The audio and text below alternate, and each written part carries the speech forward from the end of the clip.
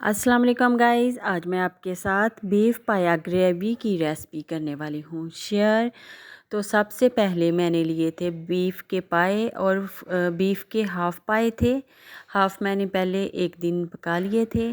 तो हाफ़ पाए लेकर मैंने उसको उबलते हुए पानी में 2 से 3 मिनट रखा और जो भी मैल कुचैल बन के ऊपर आई उसको उतार दिया और उस सारे पानी को मैंने फेंक के पायों को फिर ठंडे पानी से अच्छी तरह से किया वॉश और पाए देखिए साफ़ सुथरे हो चुके हैं। अब मैंने इसमें 8-9 जवे लहसुन के और एक बड़े साइज़ का प्याज डाल दिया और इसमें डाली दालचीनी, बड़ी इलायची और थोड़े से काली मिर्चें डाल के मैंने आधे घंटे के लिए इसको अच्छी तरह प्रेशर कुकर में बंद किया और गलाया।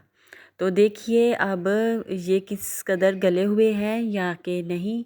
तो मुझे लगता है कि अभी ये अच्छी तरह से अंदर से नहीं गले। आधा घंटा मैंने इसको कुकर में बंद किया और वेट लगवाई थी। तो अभी ये कंप्लीट गले हुए नहीं हैं।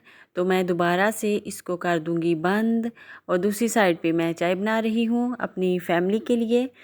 तो अभी इसको 15 से 20 मिनट मज़ीद मैंने गलाया। तो अब ये हो चुके हैं डन। बहुत ही ज़बरदस्त कमाल के बड़े पाए गल चुके हैं।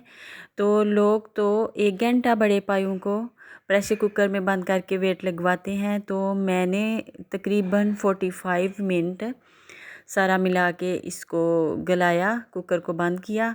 तो ये डन हो चुके हैं। दूसरी साइड पे मैं 2 बड़े साइज़ के टमाटर लिए और 2-3 हरी मिर्चें और अदरक को लेके मैंने उसको ब्लेंडर में पीस लिया और हाफ़ कप ऑयल का लेके मैंने डाला कढ़ाई में और इस मिक्सचर को इसमें पकाऊंगी।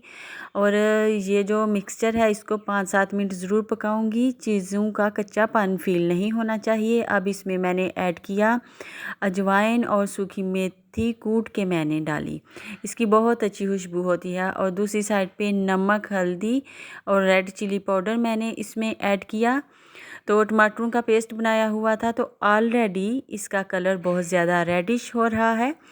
तो इसके अंदर मैं देगी मिर्च यानी कि लाल कलर जो होता है फूड वो मैं इसमें ऐड नहीं करने वाली। ये पहले से ही काफ़ी रेडिश नज़र आ रहा है। इस मिक्सचर को अच्छी तरह भून लेंगे और भूनने के बाद जो पाए मैंने गला के रखे हुए हैं वो इसमें ऐड कर दूंगी। और साथ ही मैंने ऐड कर दिया इसमें कुटा हुआ ज़ीरा और धनिया पाउडर जो कि मैं दिखाना भूल गई। तो ये गए अब इसमें पाए। ये पाए मैं ग्रेवी वाले बना रही हूँ। इसमें शोरबा ज़्यादा नहीं होगा। पहले भी एक मेरी पाया बीफ पाया की रेसिपी मौजूद है जो कि करी वाले पाए थे। तो अब ये ग्रेवी वाले पाए मैं बना रही हूँ। तो इसको अच्छी तरह से 7 से 8 मिनट तक मैं भून लूँगी और भूनने के बाद फाइनल लुक आपके सामने होगी। तो आई होप कि आपको ये रेसिपी भी आएगी बहुत ज़्यादा पसंद। पाया ग्रेवी की बुनाई हो चुकी है। मैंने 7-8 मिनट ऑलमोस्ट इसकी बुनाई की थी दूसरे स्पैचुलर के साथ। और अब ये आपके सामने मैं प्लेट में डाल रही हूँ डिश में। तो देखिए इसकी ग्रेवी बहुत ही थिक है। हमने इसको खाना है घर वाली रोटी के साथ। और अगर आपने चावलों के साथ खाना हो या किसी और चीज़ के साथ तो आप इसका शोरबा पतला भी कर सकते हैं। इसका शोरबा पतला हो के भी जम जाता है। तो जमने के बाद ठंडा होने के बाद लगता है जैसे जेली है क्रिस्टल टाइप का। तो ये मेरी रेडी हो चुकी है रेसिपी। तो आपको कैसी लगी मुझे कमेंट करके ज़रूर बताइएगा। अभी जाना नहीं, अभी मैंने आपसे एक और ज़रूरी बात शेयर भी करनी है। तो पहले इसकी फ़ाइनल लुक देख लें। आप इसको गार्निश करिए अपनी मर्ज़ी से, जैसे आप चाहें वैसे गार्निश कर सकते हैं। तो मैं तो आज सिर्फ़ इसके ऊपर थोड़ा सा धनिया ही ऐड करूँगी और मुझे यही आज के लिए मुनासिब लगा। शाम का टाइम है और मेरी इस डिश पे पड़ रही हैं सूरज की जाती हुई किरणें जो कि बहुत ही प्यारी लग रही हैं। तो मेरे इस प्लेटर की फ़ाइनल लुक भी बहुत अच्छी नज़र आ रही है। तो आपको कैसी लगी कमेंट ज़रूर करिएगा।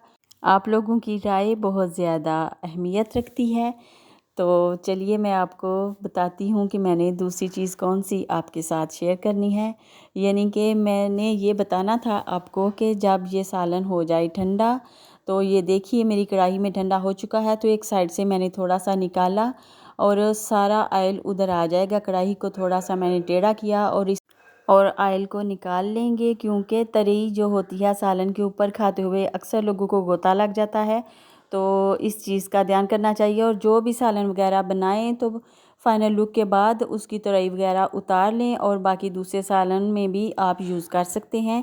तो मैं जब सफ़ेद चने का सालन बनाऊंगी तो इसको उसमें ऐड कर लूँगी, तो उसका टेस्ट भी बहुत अच्छा इन्हेंस हो जाएगा। थोड़ी सी ग्रेवी भी इसमें से निकाल के उसमें डाल दूँगी। थोड़ा सा क्रिस्टल इसे तोड़ने की कोशिश करती हूँ।